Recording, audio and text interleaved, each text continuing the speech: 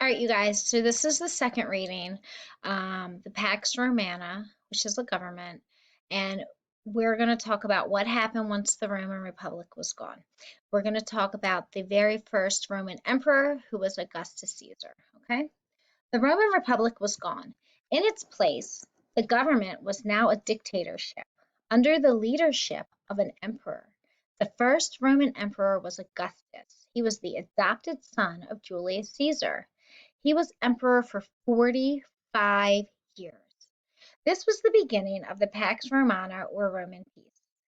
This is a very misleading title. There wasn't really any peace.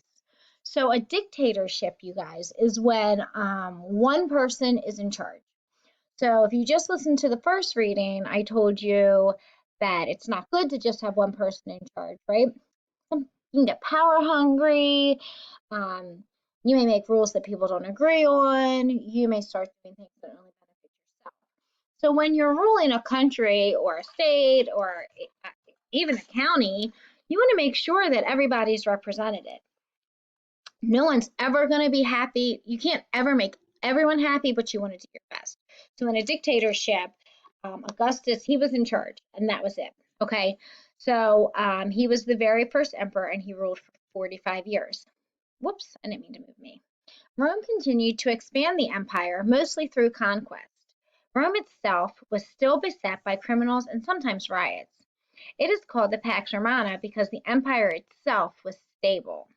The people knew that there was an emperor to run things and Roman legions to take care of wars and riots.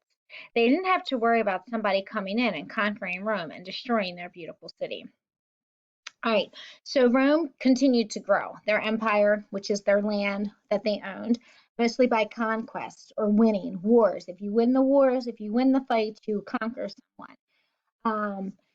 So there was criminals, there were riots, but the empire or the land that Rome had was stable. Okay, there was an emperor; he was in charge. He wasn't going to let someone come in and take all of the land away. Okay, so no one was going to come in and destroy their beautiful city. They weren't worried about that because Rome was very strong. They were going and destroying other cities and adding to their own empire. Many of Rome's most spectacular and huge construction projects were built during this time period, the period we call the Roman Empire. Thousands of miles of roads were built to keep the empire united. Art, literature, and theater flourished and grew. Rome was at its height.